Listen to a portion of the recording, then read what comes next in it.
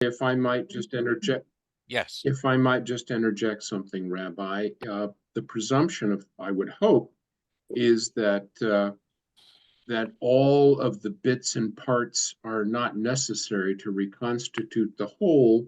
Else, there's a whole lot of Jews and people who, due to the circumstances of their death, are not whole. Yes. So, and I agree with you. I'll make one comment, but I certainly don't want to discuss that tonight. The comment is, I don't think we should think about resurrection scientifically. Um, and so, if you have scientific issues with resurrection, join the club. But I don't think that there are scientific answers to them.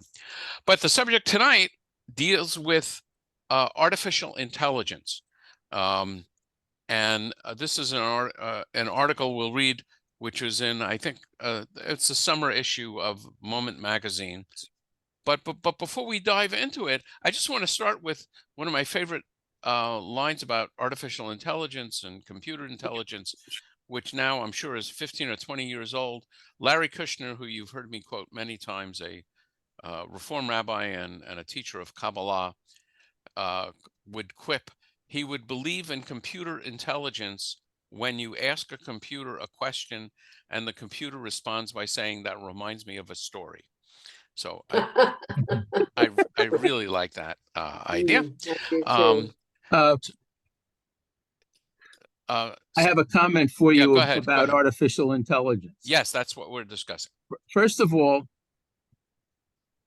I took my first course in artificial intelligence when I was in graduate school about 1967.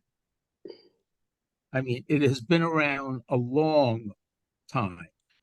Yes. The only problem was we did not have computers that were fast enough or big enough to do something useful. Right. Yes, And I absolutely tomorrow, agree. Go ahead. Is the California State Science and Engineering Fair. And I will guarantee you, out of the at least half to 2/3 of the projects that I'm going to see tomorrow are based on artificial intelligence. Bryce? In fact, we have so many that we had to create another category. Oh, interesting. Okay. And break out all the medical stuff into a separate category. Go ahead, Bryce. Yeah, so I was just going to say that that one of the problems that we have with considering what artificial intelligence is and could be is the problem with knowing and understanding how natural intelligence even works. Okay. I don't think there are any neuroscientists that could tell you how it is that the human brain can be aware of itself and make allowances for the fact that it is aware of itself, continuously updating that whole concept of being aware of oneself and yet being aware of others as well as being people like ourselves. That is a daunting task that no one that is in the AI field truly has any idea of how to do. Yeah. Right? So yeah, I agree with you that definitions are interesting and important here. One of the comments, crucial is the word I'd use. Well, I don't know that we need to define what that for the purposes of tonight's discussion. Okay. But in some ways, it's like I think the Supreme Court justice who said something about pornography and the difference between art, a depiction of a nude and a pornographic depiction of a nude is I can't define it, but I know it when I see it. One of the things that Bob was referencing is about computer power. When we were starting to discuss this, and Jim raised a point, and I saw the same article a few weeks ago, which speculated on the enormous amount of electrical power that computers, I guess, doing artificial intelligence will require.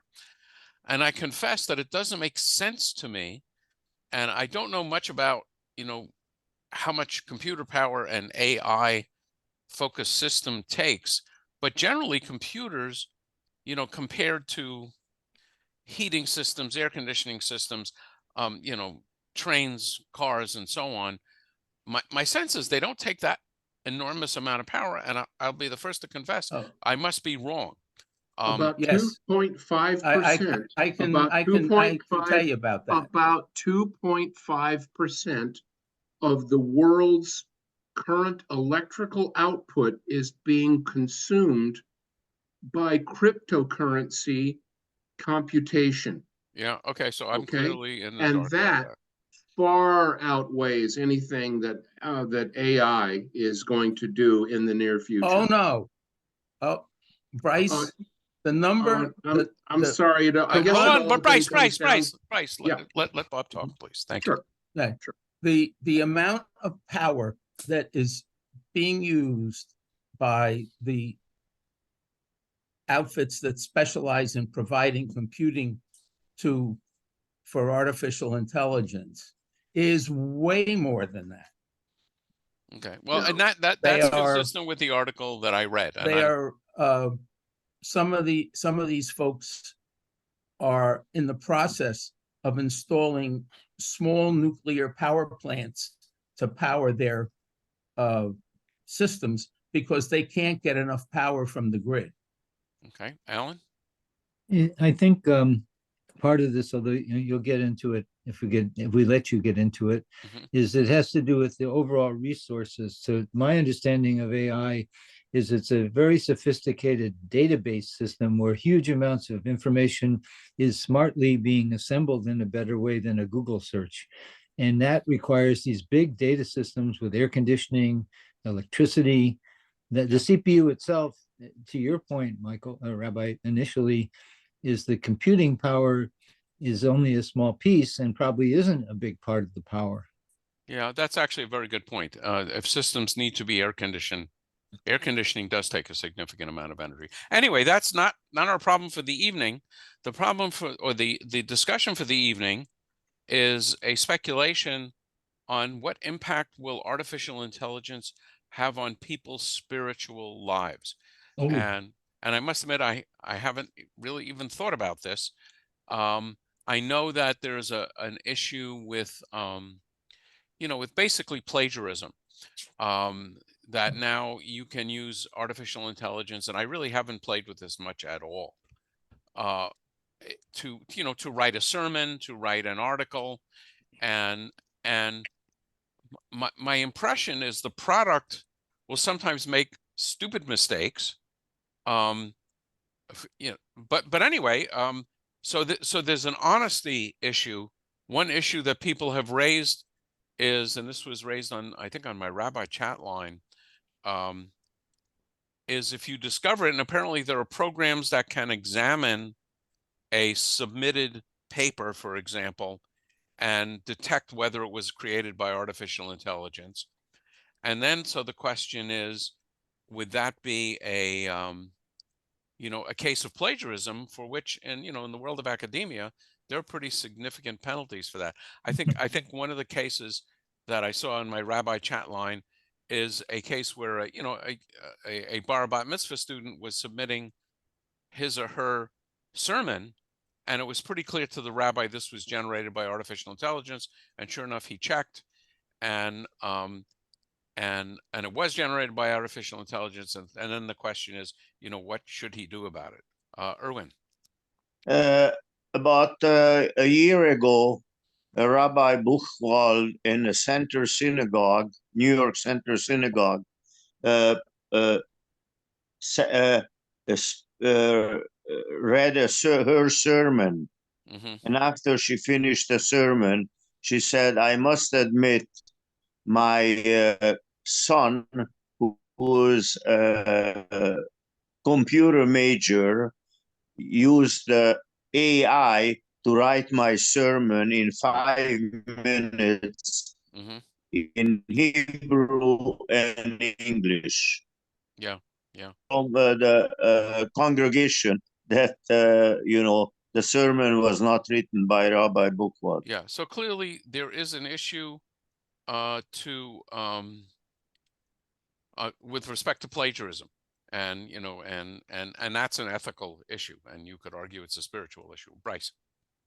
It's all a matter of how you define it, Rabbi. If you define plagiarism as having come from a particular other person's source, then you're not going to get that.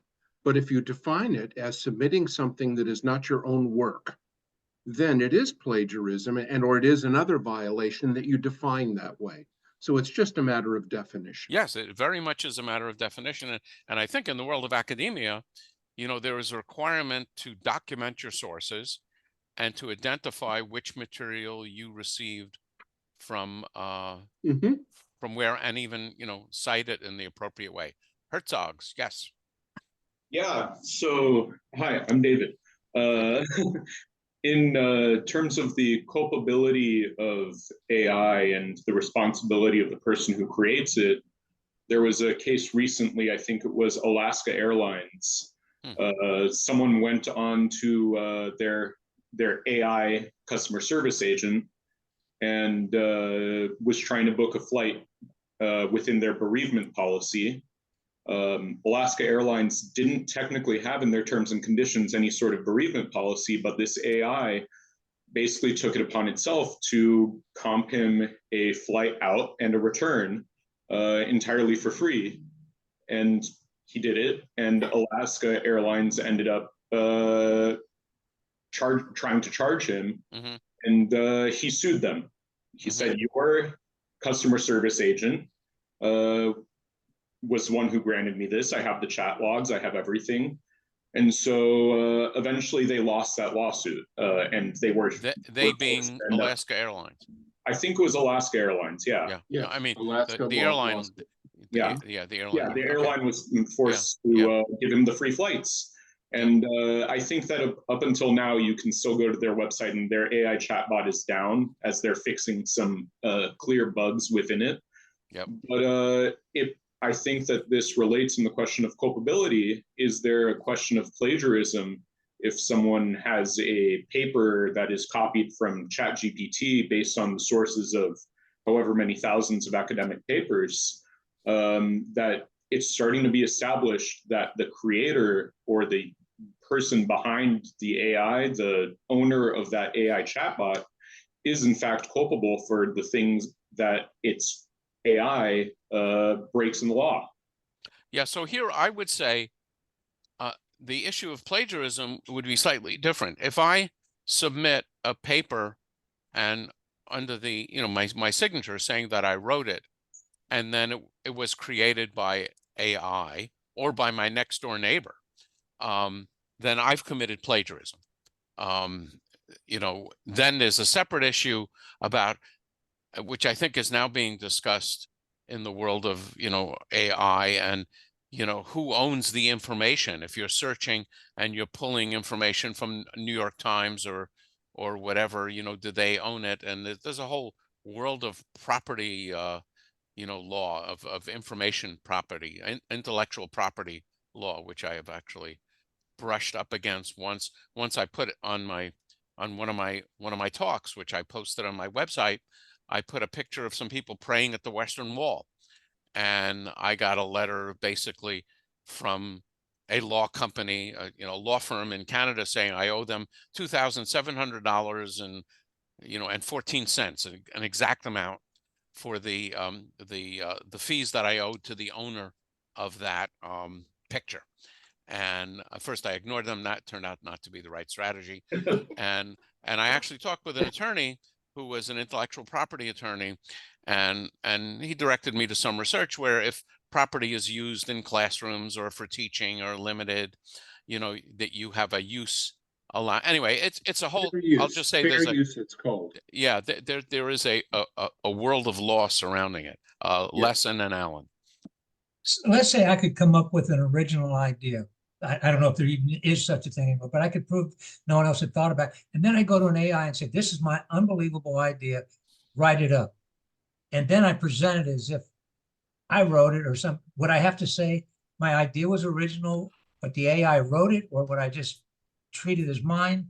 How would Well, that? no, so the issue is here, I think the issue is to what end are you using the write-up?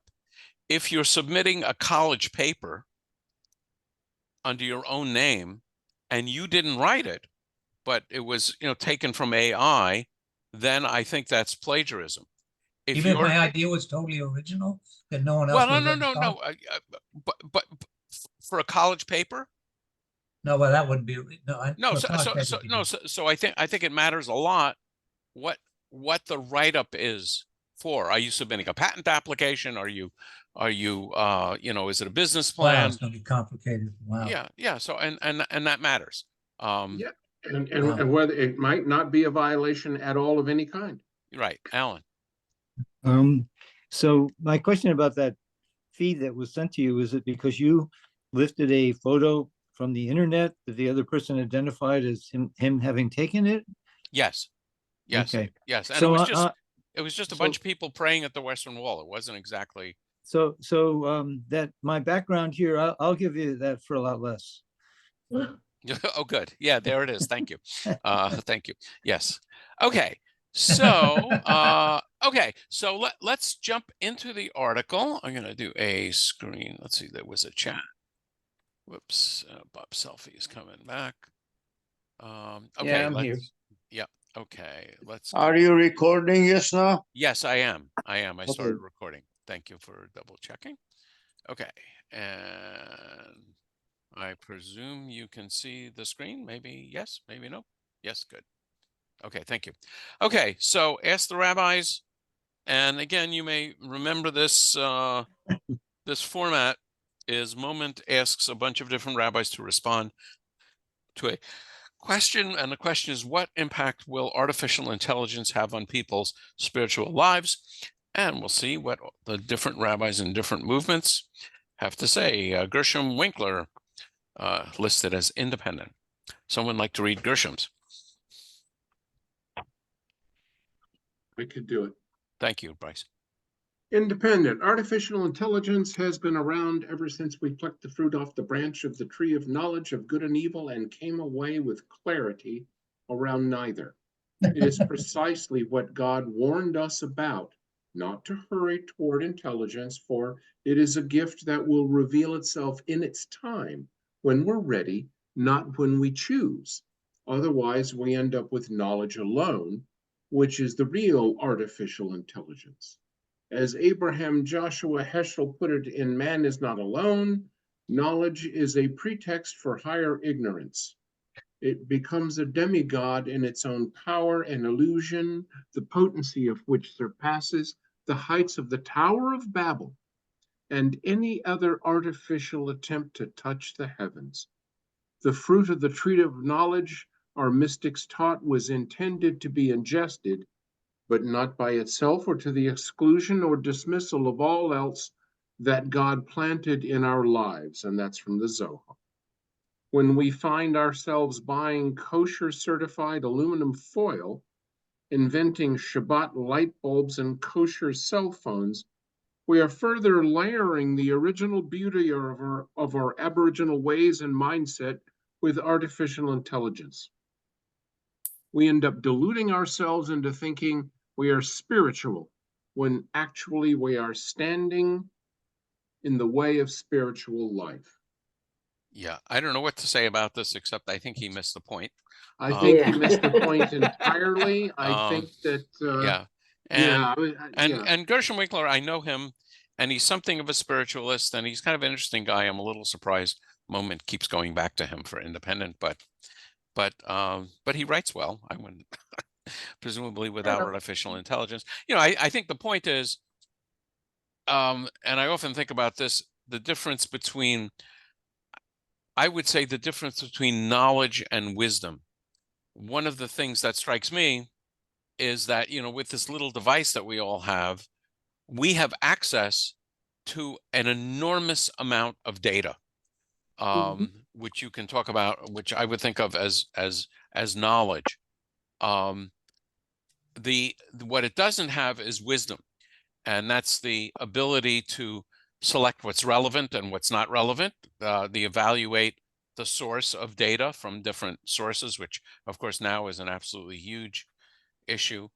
To me, that's wisdom. I think that's what he's driving at, that knowledge and information in and of itself falls far short of wisdom.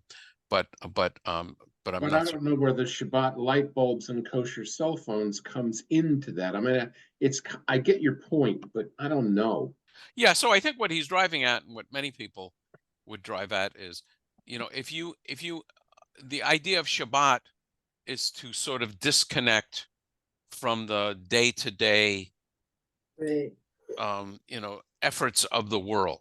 So if you find a way to get around that with an artificial light bulb or with a cell phone that technically satisfies, the halacha, the Jewish legal issues around Shabbat, you might be able to satisfy some rabbis, but have you really achieved the spiritual levels that Shabbat is supposed to bring? I think that's his point.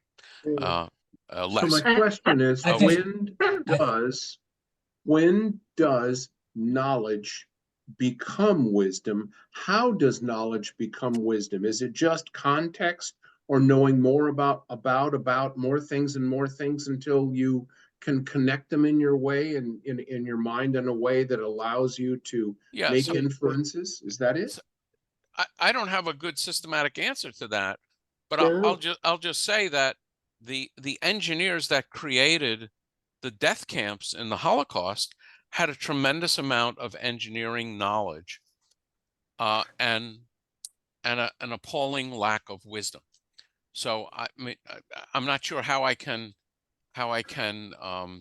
systematize that idea, but that's why I actually think that ethics, and for me, religious ethics, needs to massage knowledge with wisdom, and to do not necessarily what we just can do, but what we should be doing.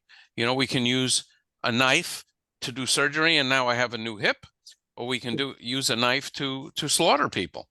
It's the same knife. The knowledge is how to make a knife. The wisdom is how to use the knife, but I don't know quite how to systematize that. If I did, I'd be a philosopher. Les. I think the thing that we're leaving out is knowing when to use the knowledge. That becomes the wisdom, is when you know when and how to use the knowledge. Yeah, I would say when and how is, Yep. yes, I agree with you. Okay. But ahead. I think that's a fascinating question. The difference between knowledge and wisdom, and what parts of the brain do happen when we have wisdom. And that is such a relevant question with this AI, because I think it's just all knowledge for this And AI. no wisdom. Right. And not just, but I think the question, Bryce, is fascinating, because what else goes into wisdom? Is it in intuition? Is it experience? What goes into wisdom? I think it's a great question. Yes, I agree with you. And it's, you all have heard of Chabad, and Chabad is an acronym for Chachma, Bina, and Da'at. Chachma, I would say, is wisdom and understanding.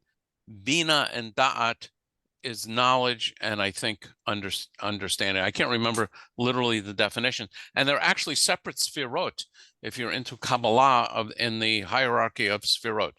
So it is definitely something that Judaism focuses on, and we certainly understand that there is a difference between knowledge, understanding, and wisdom. Okay. Rabbi, Yes. In Proverbs, it says the fear of the Lord is the beginning of wisdom. Yes. So Now, I know it's translated differently, and there's arguments on that. Well, again, it's Yirat, probably Elohim, Reshit, probably Chachma. It'd be interesting to know exactly what, if you can tell me where in Psalms, it'd be interesting. No, in Proverbs, it's the very Proverbs. first line or two. And in English, it says fear of the Lord is the beginning of knowledge. Yeah. So, and again, I always translate that word of fear as 2/3 awe and 1/3 fear. Okay, would someone like to read Humanist? And this is Jeffrey Fallock. I can read it. Thank you. For humanist. For humanistic Jews, spirituality is a strictly human affair, whether we are contemplating the wonders of our existence on earth or our modest place in the vast cosmos. Lacking an understanding of the potential impact of artificial intelligence on human spirituality, I went to the source and asked OpenAI's ChatGPT.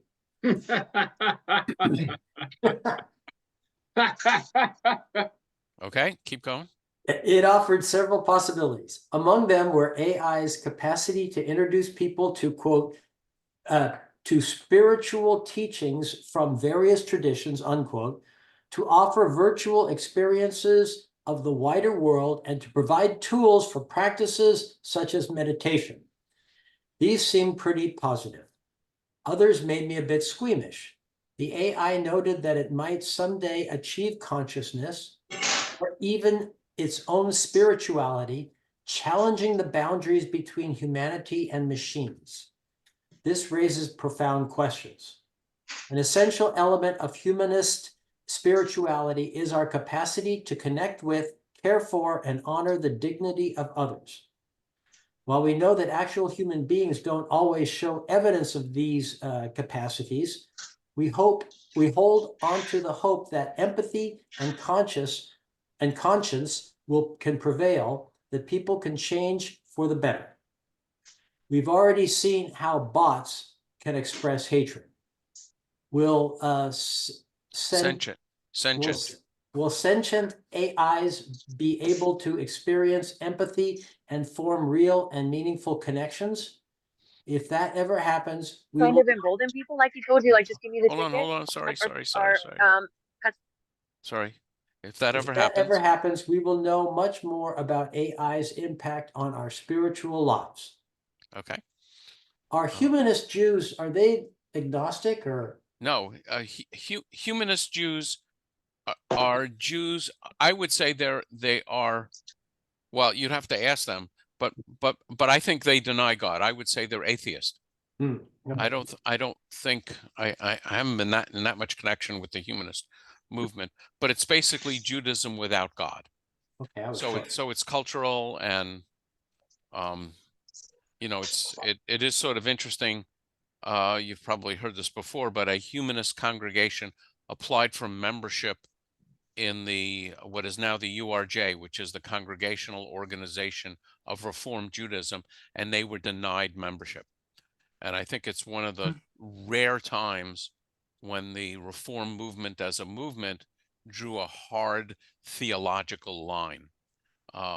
So it's it's basically Judaism without appealing to God. Okay, at the other extreme, I would say is Jewish renewal. Alan, go ahead. Two things. One is I believe in the Gates of Prayer, Siddur, Shabbat number 5, could be 6, was also Rabbi Greenbaum always pointed out. This is a version of a Shabbat service that does not mention God. Yes. So there was a prayer book, the dark blue one. I'm sure I have a copy of it that's the behind one me. we're talking about, right? Right, and it had like 11 different, I think it was 11 different Friday night services, and each one was geared toward a different approach. And Alan, you're right. One of them doesn't mention God at all. I think it did. I think it kept the Hebrew prayers with God in it. I'd have to double check, but in the English, it didn't mention God at all. Occasionally, I will get a wedding request of a couple that doesn't want God mentioned. And I don't know if I've ever actually conducted such a wedding. But chances are such a wedding was the question is, so if you don't want God in the wedding, why are you talking to a rabbi? And the answer is because, my mother insists that we have a rabbi and she's paying for everything. And that's why. And, sometimes I will just not do such a wedding. And I don't think I've ever actually been there where I haven't mentioned God at all. That's one of the things I have learned is both in weddings and funerals is what the couple first says isn't always what they mean, and after we have a discussion, but that's Isn't some places, it might be the Book of Esther, I could be wrong, where God isn't mentioned also.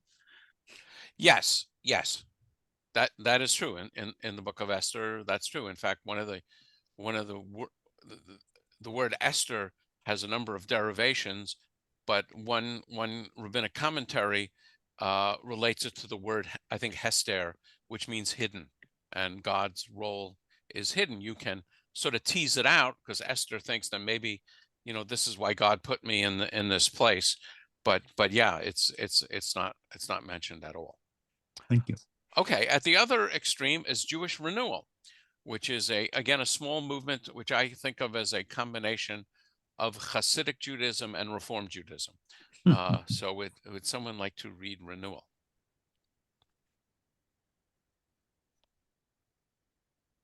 I'll do it. Thank you. When a member of my congregation brought a talit for the first time, I congratulated her and offered to teach her how to put it on. She said, "Rabbi, I already know. I watched a YouTube video." Ouch. Even before ChatGPT came along, Rav Google and Cantor YouTube were providing a lot of answers to people with religious questions. And I get why some people would prefer using a chatbot or a search engine rather than asking a rabbi who wants to feel ignorant. Yeah, so that's actually let me comment. I remember talking, I can't even remember what the subject was, but somebody called me with some questions, and I was delighted to speak with them. They were good questions, and they were happy at the end, and the person said to me, they were really nervous about calling a rabbi to ask the questions, and I sort of found that interesting, maybe not so surprising, but the business with a talit, this is actually a perfect example. If you go to Amazon to buy whoa, my lights are flickering. If you lose me, I'll see you next time. That's interesting because Mine Okay. too is flickering, Rabbi. Whoops. Mine too. Mine also flickering. Yeah. Okay. Well, the lights are still on. I actually have an uninterruptible power supply, which we will soon see if it really is uninterruptible. But that's interesting. It's. I mean, you're in a very different area than I am, Erwin. That's interesting because I'm all the way up in Sunset Hills. Yeah. And my power just was, I could hear my uninterruptible power supplies triggering. Okay, so we'll see what happens. Maybe it's all that AI sucking all the electrons out of our existence. Rabbi, are you having storms there at all? Are you guys? I don't think so. I mean, Nothing. My window is not open, No, so I don't know, but we'll find out. But power's still on. Lights are on above me. So this happens all the time, and the rabbi's chat room is filled with it. You go to Amazon and look for a talit, and grandparents do this. They're going to buy a talit for their bar mitzvah boy or girl, and I would say more than half of the talitot that you see on Amazon are Messianic, Jews for Jesus, and unless you know what to look for, you won't know. So there's a symbol of a fish, which is a Christian symbol. If you see a quote, it may be in Hebrew, but if the quote is from the New Testament, that's a pretty good sign that it's not, a traditional Jewish talit. And the quote may be beautiful, it may, but if it says, 1 Corinthians on it, then, there's actually an example of you can find a talit, and you can find a video of how to put it on, but how will you know whether the talit is the right talit for you, and whether the instructions are traditional Jewish? Sometimes people will ask me a question about anything, and I may not have the answer at my fingertips, but I'll go online and I'll find the right answer. And one of my thoughts is, gee, you could have found this. But the reality is they might find 15 articles that say something slightly different. And so I'm using my judgment and my knowledge to figure out which one applies to them. Alan. So it occurs to me, if I got to answer the question about is the Talit okay, and I go to the Torah, that's very simple. But I suspect in the Talmud, it's elaborated a lot more that makes it, your knowledge is needed in order to answer the question, right? Well, yeah, I mean, in the Torah, there's no information. It just says if you wear a four-cornered garment, attach tzitzit. There you go. I could do that. Yeah, well, what's tzitzit? Is tzitzit what you, Alan, say it is? What I say it is, or what the rabbis say it is? But I'm really talking. I'm talking about something. I'm talking about a talit that has explicit Christian symbolism on it.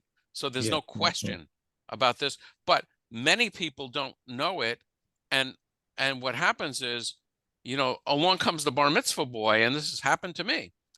And grandpa's taking the talit out of the bag and is about to put it on the child, and I see it's a Christian talit. Now the question is, do I say something? My point a little bit is that if you fundamentally want to have a covering and four corners and all that, and it meets that, the ex-tech stuff and all the decoration stuff, whether it's Jewish or Christian, doesn't invalidate the biblical. Well, I can get all rabbinic and Talmudic on you if they haven't tied the knot saying L'shem mitzvah tzitzit. Okay. With every knot, it's not kosher. I give up. Okay, sorry. Yeah, good. That was my objective, was to make you give up. Thank you. Bryce. And you did that so well. I just want to point out that you have put your finger on an extremely important point about ChatGPT and all of those things as being used for sources. The difference is that ChatGPT has access to enormous amounts of information, but no judgment whatsoever. Yes. All that a ChatGPT is a statistical model for predicting the frequency of words in English or whatever subject language. It's just a predictor of the next word, and it's designed to make plausible sounding sentences that human beings interpret as coming from another agent. But there's no one there to think, is that a good idea? Because there's no circuitry for that. Yeah, there's nothing built into it that makes judgments. All it is a predictor of the next word. Yeah, but I do think, like a automated driving system, it can learn and be reprogrammed, not to run into bicycles, as opposed to just detecting cars. And, there were sermons where people programmed in, and it was a rabbi programming, for a sermon, and Jesus popped in. Well, presumably, the ChatGPT can be taught, if it's a rabbi asking, then you shouldn't quote Jesus. But yes, fundamentally, it's exactly. Well, it's a little more complex than just teaching ChatGPT something, because you're dealing, and I'm not going to get into it, but you're dealing with something called a neural net, and you don't just teach a neural net something. Yeah. So okay, it doesn't. So we won't get into it, but that kind of thing is corrected more in the editing of what you allow it to come out, to the filters that are applied to prevent this thing from saying these things or praising Hitler or whatever. Right. Okay. Erwin. I think AI and ChatGPT doesn't have a feel. We couldn't quite understand what you're saying. It doesn't have a what? Okay, that that is my observation. Yeah, we didn't hear He it. doesn't have a Erwin. feeling. I don't know. Oh, it doesn't have a feeling. Okay, yeah, that's Okay. actually the subject that we're All focusing on. right, and I just want to give you an example. When I studying with Chabad, learning Hebrew and the prayers and everything, and after I guess I was sufficient enough, they surprised me with Twilin. All right, and the first time I put on Twilin, and I asked, "What is this? What is that?" And it came to the box what I put on my forehead, and I asked him, "What is this?" And he said, "In modern terminology, is it has the effectiveness of taking garbage in and garbage out from your brain when you're praying." And I asked him, "What is the strap which comes over when I put the box on my arm, my left arm?" He said that has four compartment like your heart, and that's why you put on. And if you want to find that out on Amazon or wherever you want to buy a Twilin, nobody can tell you that. And maybe right. So was the important. So I will generalize what you're saying by saying that someone, I mean, tefillin is tefillin, and there's, you know, these are the boxes you put on. In Yes. English, they're called phylacteries, but I've never met anyone who knew what a phylactery was that didn't know what tefillin was.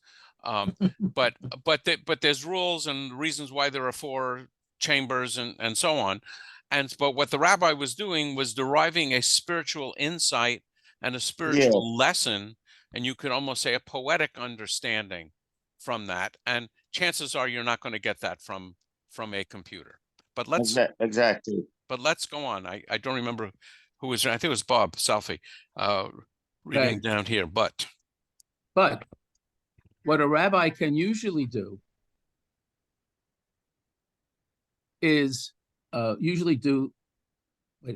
a rabbi can usually do that even Chat GPT-4 cannot is intuit or uncover why a person is asking a particular question and what they are looking for in an answer. Tapping into AI can feel egalitarian and empowering, but it also tips people toward isolation and away from relationships. It will be, for example, so much easier to have a AI-generated meditation session designed for you personally than to show up for one in person. AI empowers individuals, but it will atomize our spiritual lives. Judaism goes in the other direction, continually pushing us toward relationship into a minion, into a minion, into a halal or a congregation, into Klal Yisrael. Klal Israel, and collective Jewish people of the collective Jewish people. It may be true what they say: 2 Jews, 3 opinions, but that's where our strength lies. As long as we are engaged in the messy business of talking with one another, not just with our computers. Yeah, thank you. Rabbi Hila Langer, Congregation Kol Ami in Arlington, Virginia. Yes, and the Herzog household again. You're muted. I think that this might be the one that I've resonated with the strongest. When I was in college and I was studying different interfaith, aspects, congregations, churches, the big draw was that organized religion creates community, and not only community, but it fosters peace for the world. It creates stewardship and volunteering time. And, you can be an independent study of any religion on your own. You can sit and read your Torah at home. You can sit and read all the different religious books you've bought, but unless you're discussing it with anybody, it goes nowhere. So I think that the real danger of the AI here is that by creating the communication it can feel like you're having with the computer, it removes the congregation, the community that actual groups can have, congregations can have.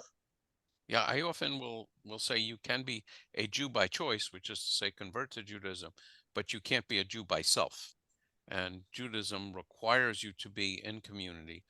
And even, in some of our legal structures, which this article just mentioned, that certain prayers, which are required to say, cannot be said except in a minyan, which is traditionally 10 adult Jews who are required to pray. So another thing I often say is the word religion comes from the same root as the word for ligament. It's what connects us and binds us together. Maggie. I'm thinking about this, and I'm just thinking that so much of this AI, it's hot now, but we've been doing it for a long time. Because the truth is, we Google things, we look them up, and that's a form of AI, of pulling all that stuff together. And this stuff about not connecting and, relationships, that's already happening. I mean, how many articles have there been and cartoons have there been about families sitting at the table with everybody looking at their cell phones and not talking to each other? Yeah. So I don't know if this is a step further or just a continuation of it. Well, what it clearly is doing is enabling us to go further down that road. There was a series, I can't remember whether it was on Netflix or CNN, about I guess AI chat system, where you get a buddy and it's someone you talk to on the computer, and the person advises you about your life, and so the computer it's an artificial structure. It's not a person behind it, but apparently it's got great ability, I'm trying to choose my word carefully, to simulate human conversation. And people were getting very, very attached to their to their buddy, so much so that it was actually hurting their relationships. I saw just, I think it was just a few nights ago, was watching CNN, and there was a thing, I think, about the 80s or the 90s. And one of the things they mentioned, which I hadn't really thought about, is for most of us on this, this chat, we grew up at a time when there was one television in the house. So watching television was a family thing. We might fight about it, were we going to watch this program or that program? But the family was sitting together. I can remember watching Milton Berle and Sid Caesar and Lawrence Welk and so on. And then I don't remember exactly when this happened, but it was, sometime around the 80s or the 90s, when everybody had their own television. Kids would have their own television in their room. And so television became a very individual thing. And that it's significant. And of course, now we all have a screen that we carry around with us. Bryce, and then Herzog's. Yeah, so the real danger, I think, that what we're facing is not plagiarized scripts or plagiarized papers or whatnot. It's what you're talking about here, where you have a chatterbox. That's what chatbots are, chatterbox. And they are, let me put it this way. There was something back from 1964 to 1967, and I think at MIT, and it was a program called ELIZA, and it was running on, the old primitive mainframes that they had back then. But you would just type things in to teletype, and it would type its answer back at you, and it simulated. It was just a script. All it was a script. There was no big database or anything. Right. And what it would do is just repeat back to you what you said, if you said, I'm really upset, tell me why you're upset. Yes, I'm yes, upset about my mother. Tell me yes, what's upset. yes, yes, yes. Well, this was called Eliza, and people, even if they knew that they were dealing with a simple computer Yep. program that parroted, they would get so involved that they would pour their life stories out Yep. and use it as therapy. Yes, yes. They, And they because the power of thinking that there's another person there at the other end is the most powerful thing of all. when I worked for a large management consulting company, and I took one of their management courses as I became a manager. And one of the things they taught us was this, I think it was called non-directive counseling. And they taught us to do exactly, Bryce, what you were talking about. Somebody comes into your office and they're really upset, and you just reflect, I'm really pissed. And so your response is, you're really pissed? Yeah, nobody here treats me well. We don't treat you well. And what frightened me was how effective it was. Yes. And how quickly we got down to the underlying problem that this guy just broke up with his girlfriend and couldn't focus. But I remember repeating this stuff back to him and thinking he was going to haul off and smash me in the face, because I knew what I was doing and I was not adding any content at all. But boy, was it effective. So a mirror. Yeah, mirroring. Alan. Well, not to take away from professional therapists, which I have great regard for, but haven't been through that. But what Bryce is describing at Elisa is exactly the methodology, at least at the beginning when you get acquainted with your patient. That's exactly, the machine does the same thing that a human does to get you acquainted, right? Mm-hmm. Yeah. Yeah, the Rogerian school. Okay. The what school? It's called the Rogerian school. Okay. Yeah. Thank you. Okay. Maybe we'll get one more in. I'll read it. Reconstructionist. And by the way, the Reconstructionist movement in Judaism is a movement which embraces the idea of God, but not an individual God. For the Reconstructionist movement, God is the force in the universe that leads toward, I would say, redemption and goodness. But it's not a God who selects the Jewish people, who makes decisions. It's a very interesting, I would say, quasi-scientific movement. As someone who purposefully avoids social media, I am deeply concerned about the impact of AI on our spiritual, communal, and moral lives. Social media has already torn at the fabric of our civic life, magnifying the worst of our human inclinations. And that has happened while we, the generators, remain human. AI, however, hands those negative inclinations to computers, and computers do not have a heart or a neshama, a soul, to put a check on them. Spirituality relates to connection, including the connection with other human and non-human beings, with the earth, and ultimately with the source of life, capital letters. Connection requires empathy, compassion, the possibility of teshuvah, change and repentance, and commitment to a morality that transcends our narrow individual interests. AI has none of these. It can pursue the worst of human agendas with superhuman capacity and without empathy, compassion, or second thoughts. Undoubtedly, AI will be able to do a great many things as well. But money, not morality, has tended to drive the trajectory of the technology, and AI will be no exception. Recent technology has been, and will be even more, a spiritual crisis that demands all of our attention. Rabbi, I guess that's Karen Brotman. Karen. Yeah, Karen. Oh, Karen. Okay. Yeah, Karen. Yeah. Yeah, I think there's wisdom there. It sort of reminds me and makes me think of algorithms, that will feed back to you more of what you've been watching or thinking. Mm-hmm. And I think this has now been very well documented, that the effect on young people, I'm thinking now of adolescents and pre-adolescents, is seriously dangerous and troubling. And everybody sort of shakes their heads and wrings their hands about this.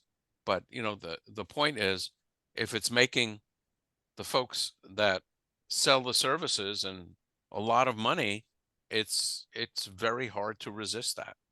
And I certainly don't have a good answer to that, but I do agree that that's a worrisome trend.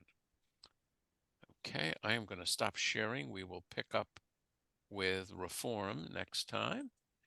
And any other, there's a couple of things people have posted. Now, what are we doing with Pesach?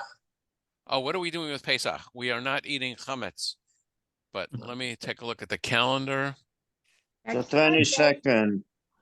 At this time, there'll be a Seder while we're. Okay, yes, so definitely we will not be having a session next week. Boy, it's hard to believe. Yeah. The following week is the last days of Passover. Yeah, so let me ask, is that an issue for many No. of you, any of you? No. If I it's mean, an you're issue for talking- you, raise your hand. Okay, for Not Debbie, an I don't know if issue? you're saying no or yes. Okay, I still don't know if you're saying no or yes. Sorry, it's not an issue. Okay, I mean, technically it is a chag, but you know, we meet on Shabbat and so on. So my guess is we will meet in 2 weeks and we'll continue this discussion. Thank you for reminding me, because I could, without checking, blindly send out my email tonight and then have to retract it. So I appreciate that. Yes, Chag Pesach Sameach. A happy and sweet Passover. And I hope you all find a Seder. Okay. Passover. I'm gonna stop